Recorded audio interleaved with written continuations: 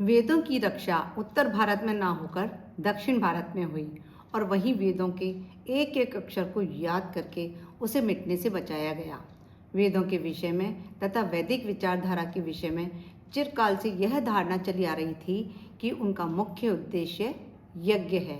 ये कहा जा सकता है कि हिंदू धर्म में मुख्य स्थान यज्ञों ने ही लिया हुआ था। यहाँ यज्ञ के प्रति विशेष भावना थी। ऋग्वेद के अधिकतर सूक्तों में यज्ञ का महत्व बताया गया है। आज भी यज्ञ को उतना ही महत्व व प्राथमिकता दी जाती है। आइए ऋग्वेद के प्रथम मंडल के सूक्त 63 की ओर चलते हैं। नमस्कार सभी को। आज हम ऋग्वेद के सूक्त 63 के बारे में जानेंगे। इसके ऋषि हैं नौदा गौतम, देवता हैं इंद्र और छंद है तिष्ठो। हे इंद्रदेव, आप महान हैं।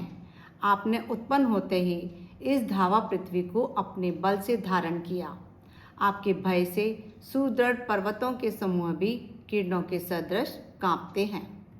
निष्काम भाव से श्रेष्ठ कर्म करने वाले तथा बहुतों के द्वारा स्तुत्य हे इंद्रदेव, आप जब अपने रथ से विविध कर्म वाले अश्वों द्वारा आते हैं तब स्तोता आपके हाथों में वज्र को स्थापित करते हैं।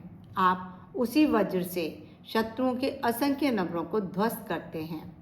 हे सत्यवान इंद्रदेव, आप ऋभुओं और मनुष्यों के कुशल नायक हैं। शत्रुओं को वश में करने वाले विजेता रूप हैं। आपने महान संग्राम में तेजस्वी युवा कुत्स के सहायक होकर शिष्णु को मारा। हे इंद्रदेव, आपने कुत्स की सहायता कर प्रसिद्ध विजय रूपी धन प्राप्त किया। जल वर्षण करने वाली शत्रु विनाशक वज्रधारी हे इंद्रदेव, आपने संग्राम में जब कुत्स के विरोधी वज्र तथा अन्य शत्रुओं को मार भगाया तब कुछ को संपूर्ण यश प्राप्त हुआ। हे व्रजधारी इंद्रदेव, मनुष्य पर क्रोध करने वाले सुदृढ़ शत्रु भी आप पर प्रहार नहीं कर पाते।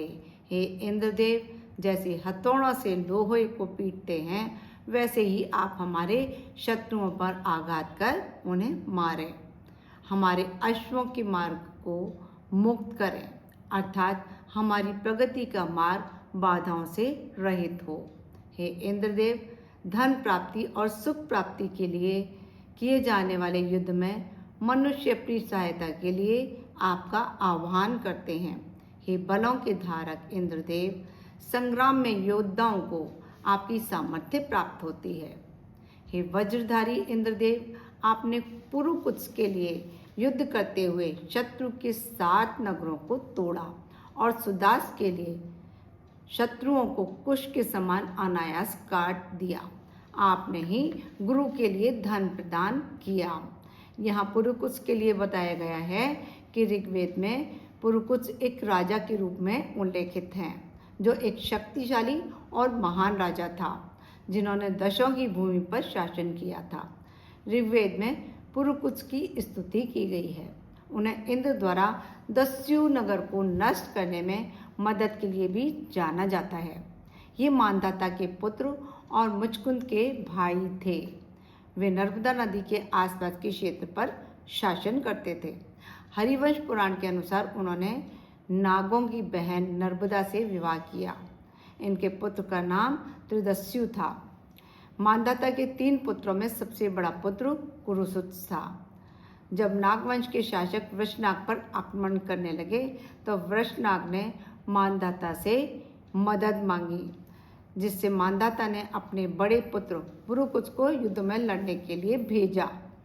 तब पुरुकुत्स ने युद्ध जीत लिया तो व्रजराज ने खुश होकर अपनी पुत्री रेखा से उनका विवाह करा दिया। पुरुकुत्स ने रेखा का नाम बदलकर नर्मदा कर दिया।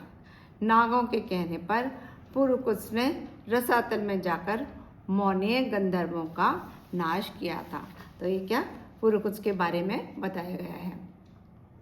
हे बलशाली इंद्रदेव, जल को बढ़ाने के सदृश हमारी भूमि में चारों ओर अन्नों की वृद्धि करें। जलों को सर्वत्र बहाने के समान हमें अन्नों को प्रदान करें।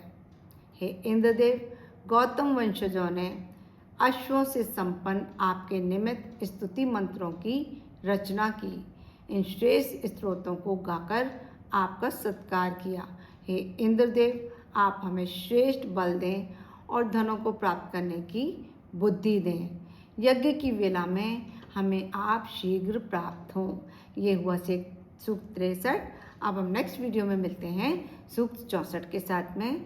नमस्कार सभी को। यदि आपने मेरे इस चैनल को अभी तक सब्सक्राइब नहीं किया है तो कृपया सब्सक्राइब कर लें और बेल आइकन भी दबा लें ताकि नई वीडियो जल्दी से जल्दी आपको मिलें। और अपने वैल्यूएबल कमेंट्स भी अवश्य दें, वो मुझे मोटिवेट करते हैं।